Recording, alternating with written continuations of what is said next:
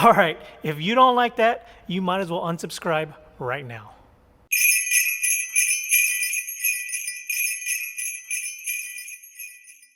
Alright guys, well as you saw, we installed some Underglow lights on the track Accord.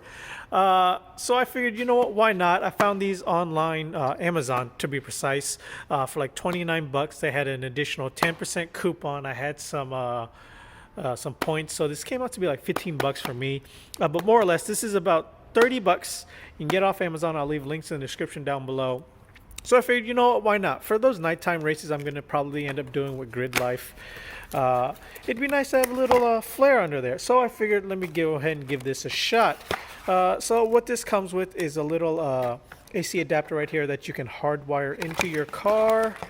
It comes with, I guess this is the control module, 4 LED strips, 2 long for the side skirts and 2 short for the front and rear. Some zip ties, a remote, and some instructions. But you know what? Enough of that. Let's go ahead and throw this sucker on. Okay, so the first thing you're probably going to want to do is obviously find a AC adapter and test out to see if they work. All right, so 1, 2, 3, 4. Yep, all 4 works. So we're good to go, at least for right now. Alright guys, so the next step after you made sure they work is obviously to figure out where you want to mount them. So what I think I'm going to be doing is, most people probably just put it right here on the lip, but since this lip hangs fairly low and if I ever go off track, I don't want it to like catch. So I'm going to put it like deeper into the inside of the bumper. Probably just going to put it right here along this splash guard. Obviously the side skirts are going to be right here, right there. And then the rear bumper is gonna, there's not enough space on this one right here to mount it, so I am actually gonna have to like probably end up mounting it right here on the lip itself. But this rear bumper doesn't hang as low as the front does, so I should be fine back here. And then I'm gonna end up zip tying this up higher, make sure it doesn't catch anything. I routed it that way. Put some gold tape all the way through over here, even though it's still covered by the heat shield. Doesn't hurt to be extra safe. But honestly, I think the hardest part of this is probably trying to figure out how you want to route the box and the wires. So since my fuse box and my battery are both on the inside of the cabin, I went ahead and found this little hole right here on this side. So I put the passenger side side skirt one, and then I routed the front bumper one over through the wheel well all up in there. Then I found an adjacent hole on this side for the passenger side, or the driver's side side skirt. And then up on the inside, luckily my car is gutted, there was a hole right here, which is where the rear bumper one is routed. I put it up into here with the brake and fuel lines to keep it as far away from the exhaust as possible. But yeah, routing is probably definitely the hardest part of this. Mine was slightly easier, obviously, because I have, you know, a fully gutted interior, so it was a lot easier for me to go in and route it. But at the same time, it was kind of a pain in the ass because now I have a bunch of wires to hide. I was just going to route the rear bumper all the way down. That obviously didn't work because it's gutted, so there's just a long black wire, so I found a hole routed through. So yeah, now next up you're going to want to go ahead and clean this surface area with some alcohol and then apply a 3M tape. So let's go ahead and do that.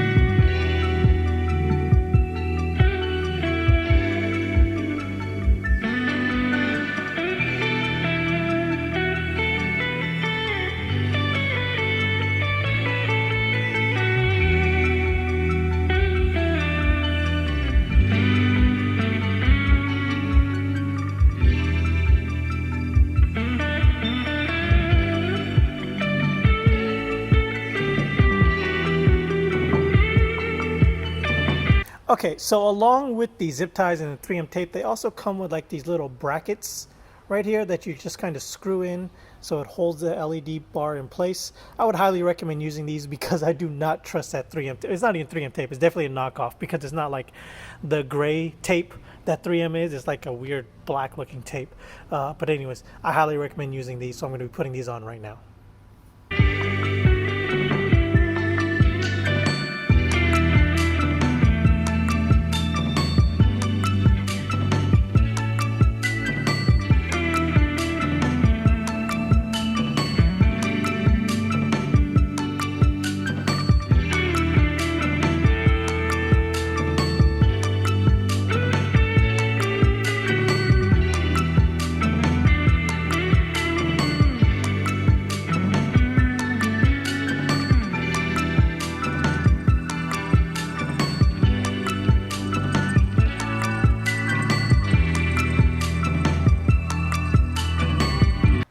I got the brackets on to make sure they are extra secure. This kit did not come with enough, so I kind of had to like fashion up my own. I need to figure out something to do for the middle just in case the middle starts to sag. But I got the ends there, got the ends there. I got the ends here. I zip tied it here for the middle. Got that one. This clip was broken. Like, yeah, not the best kit, but what do you expect for 30 bucks? So yeah, now that you have it all mounted up, go ahead and bring down the car or get in your car and then we can start wiring it up. All right guys, for wiring it's super simple, at least for me it is. So I took the AC adapter converter that they had, I took the ends off, I spliced it open, I added a ring terminal, I added it to a 10 amp fuse, and then I added it to my ground. And yeah, basically as soon as I turn my switch on, you see some lights. So let me go ahead and get out of this car and then we'll see how it looks. All right guys, so here we have it in strobe mode. So it does come with a remote. Unfortunately, it does not work this far out. Let's see here. So yeah, see, I got to get pretty close, but let me do a quick walk around. The ricer in me loves this so much. It's not even funny. But yeah, so let me just go ahead and see if I can just turn it solid.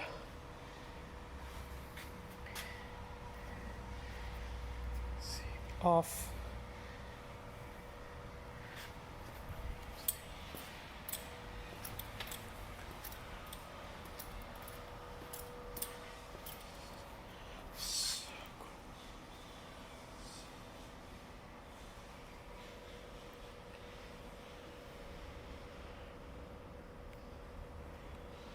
So yeah, that is the solid color. I got to get in pretty close, unfortunately.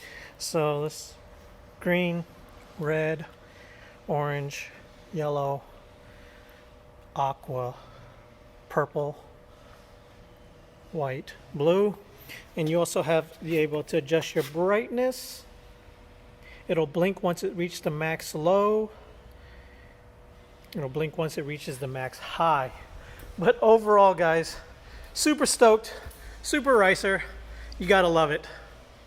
So basically the car is done minus whatever color I am going to make it officially. But for right now, I'm gonna focus on buttoning up everything and getting it ready for a tune. So until next time, guys, later.